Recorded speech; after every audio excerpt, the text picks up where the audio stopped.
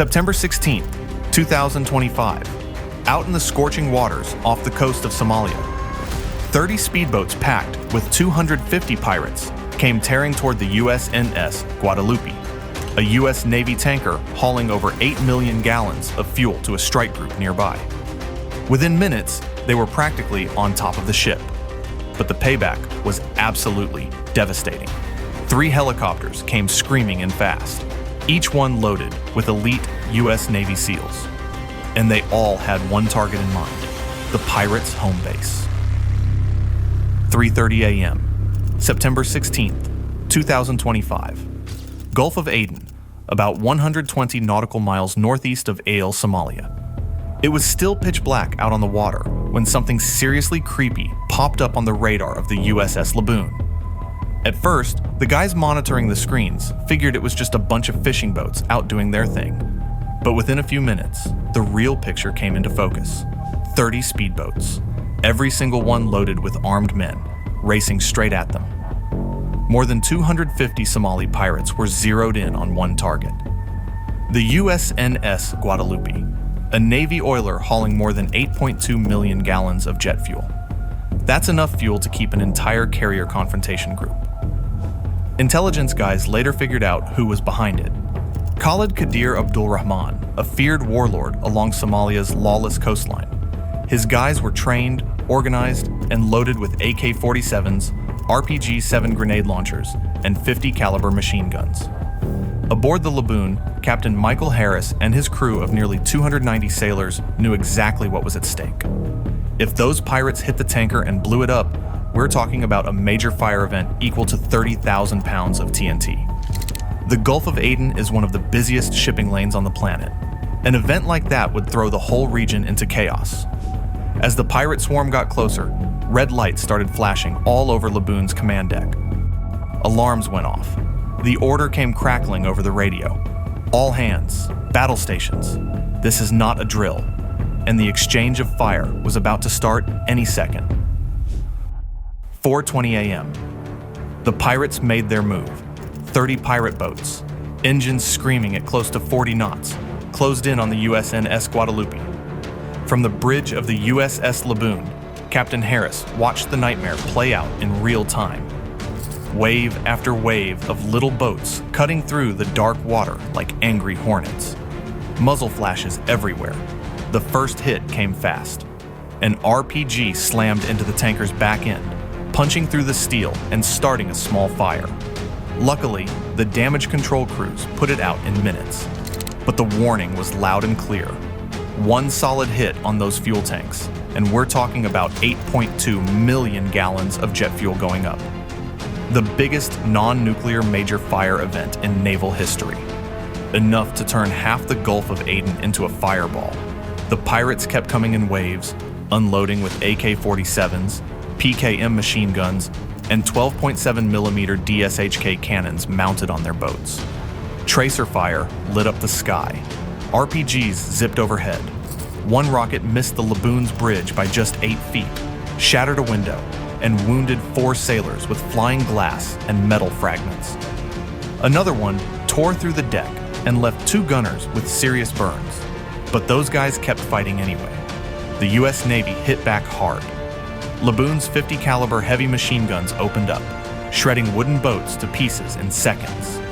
The deck gunners on the cruiser, USS Cape St. George, which had heard the distress call and rushed over from just 5 miles away, joined in with their 20mm Phalanx CIWS system, pumping out nearly 4,500 rounds in the first 10 minutes alone. In less than half an hour, 9 pirate boats were completely destroyed, bodies and debris everywhere. But the pirates didn't quit. At least 21 boats kept pushing forward, trying to ram the tanker and board it to take hostages. They never made it. A burst of 50 caliber fire tore one boat clean in half. Another boat fired an RPG from just 200 yards out. It exploded in the water, but the shockwave rattled windows and knocked sailors off their feet. By sunrise, the water was covered with burning debris and oil slicks. At least 70 pirates met their end or were wounded. 9 American sailors were hurt, 2 of them pretty bad. 7 with burns and metal fragments wounds. Outnumbered 10-1, the American warships stood their ground. But the sheer size of the confrontation made them realize that this was full-on warfare at sea. And as the sun came up, more boats were heading in. The confrontation was just getting started. Was the U.S. about to crush the pirates' stronghold, or were they walking straight into a trap? 5:10 a.m. Smoke from burning boats still hung thick over the Gulf of Aden. But the fight wasn't over, not by a long shot. Captain Harris was staring down more than 180 pirates still out on the water, regrouping for another wave. By this point, the pirates had fired over 70,000 rounds in less than an hour, but the American sailors, wounded, exhausted, but still standing, kept firing back. Captain Harris knew brute force alone wasn't going to cut it. He called for backup.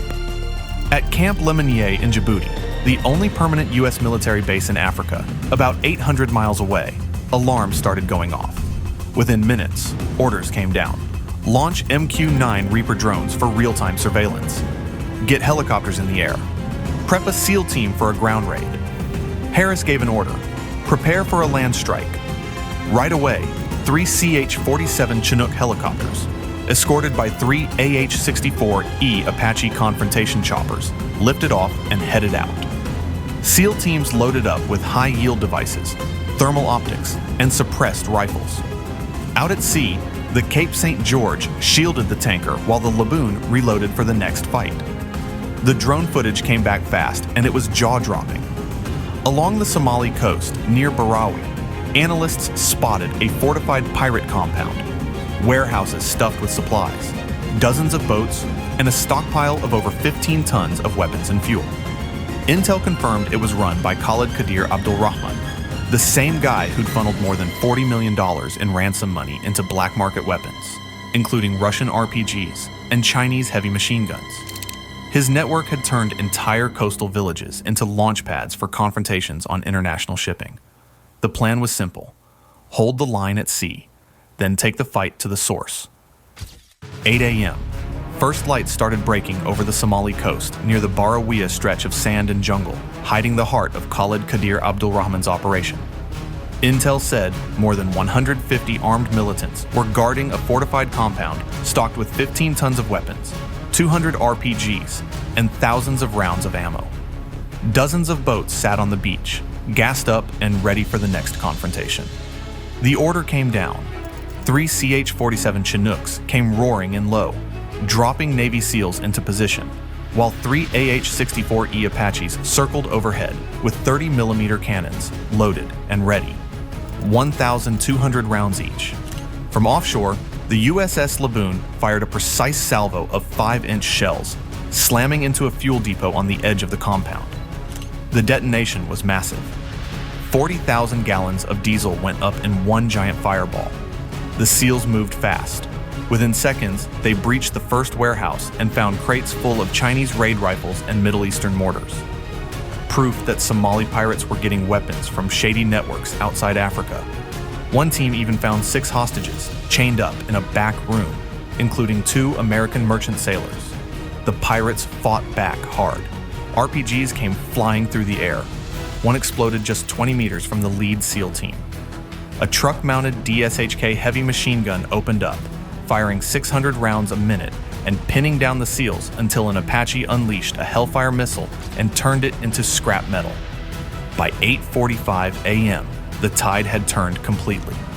The SEALs planted charges in the weapons depot. Detonations tore through the compound, leveling everything.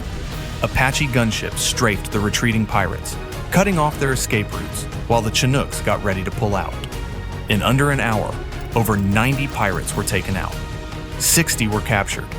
But as the SEALs lifted off, one big question remained. If these pirates had this much firepower, who was really backing them? By 4:30 p.m., the Gulf of Aden was quiet again. Smoke still drifted over the water, but the outcome was undeniable.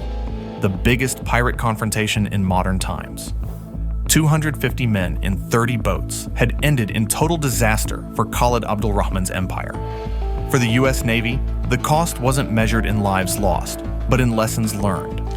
The USNS Guadalupe took some damage but stayed afloat. Its 8.2 million gallons of jet fuel, enough to cause the biggest non-nuclear detonation in history, was saved. If you found this story powerful, hit that subscribe button and share it. Your support helps us keep bringing you these untold stories from the front lines.